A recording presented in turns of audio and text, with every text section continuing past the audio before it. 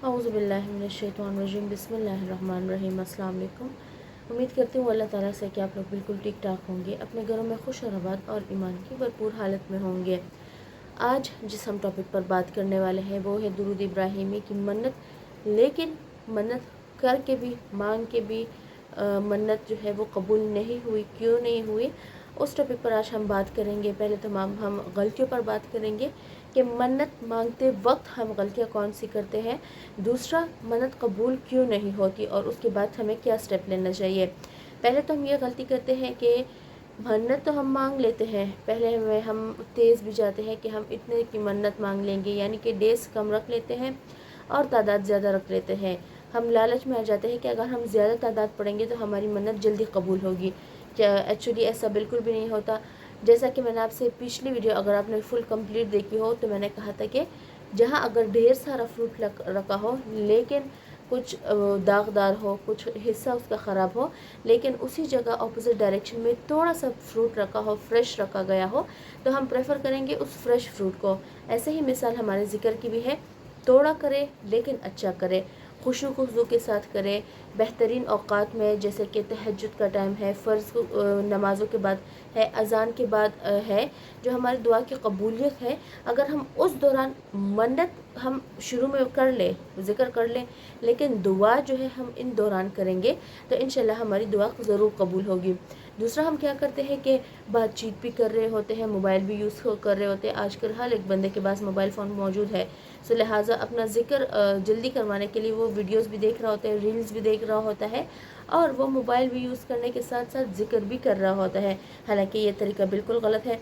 आपने क्या करना है, एक साइड पे हो जाना है कोने में, क्योंकि आप अल्लाह से बात कर रहे हैं, आप अपने नबी करीम सल्लल्लाहु अलैहि वसल्लम पर सलाम भेज रहे हैं, तो इस तरीके से भेजें कि उनके शायान शान हो।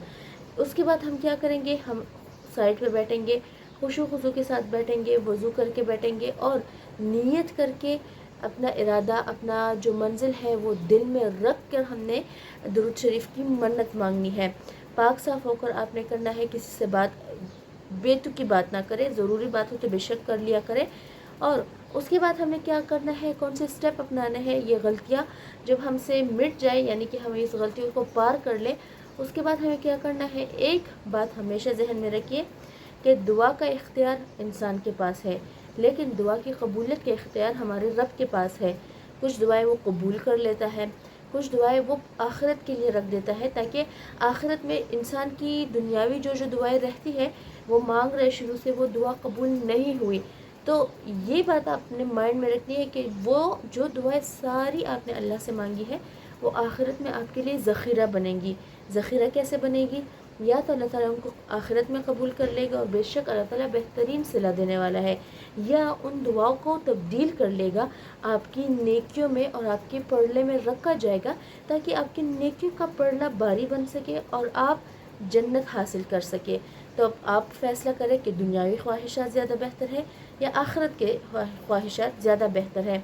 लेकिन ये भी होता है कि कुछ दुआएं हमारी अल्लाह ताला दुनिया में ही सुन लेता है, कुछ देर पा सुनता है, कुछ जल्दी सुन लेता है, और कुछ दुआएं जो है वो हमारी यानी कि ज़मीन के और आसमान में बीच कर लटकती रहती है, ना वो हमारे पास आती है लौट कर हमारे सिला देने के लिए, ना वो अल्लाह के पास पहुंचती है कि अल्लाह उनसे वाकिफ़ हो जाए। बेशक वाकिफ़ है, लेकिन ज़मीन और आसमान के बीच में लटक रही होती है। क्या क्यों लटक रही होती है, क्योंकि अब हम उन दुआओं के आखिर और पहले दरूद इब्राहिमी का ज़िक्र नहीं करते, दरूद इब्राहिमी रिसाइट नहीं करते। तो कम से कम आप अगर जो दुआ भी कर रहे हैं, जो ज़िक्र कर रहे हैं, उस ज़िक्र या उस दुआ के शुरू और आखिर में 3-3 मरतबा, कम से कम ज़्यादा 11 मरतबा हमने दरूद इब्राहिमी का ज़िक्र करना है। ये बात आपने लाज़िमन पकड़ लेनी है। और जो लोग कहते हैं कि आप ही मेरी दुआ कबूल नहीं होती, आप ही मेरा सिला मुझे अभी तक नहीं मिला, फ़ला और मैंने मन्नत मानी थी, फ़ला मन्नत मानी थी, तो इंशाल्लाह इस वीडियो के बाद आपको क्लियर हो जाएगा कि या तो वो चीज़ आपके लिए बेहतर नहीं है, अगर बेहतर है भी तो वो अल्लाह ताला आपको आखिरत में डबल या ट्रिपल या 100 गुना बेहतर करके लौटाएगा इंशाल्लाह। बस आपने उम्मीद नहीं हारनी, आपने ये नहीं कहना कि बस मैंने दरूद इब्राहिमी का कर लिया, मैंने एक दफ़ा कर लिया, मैंने 2 दफ़ा कर लिया। याद रखिए, वजीफ़ा उसको कहते हैं जो साथ साथ लाइफ टाइम चले।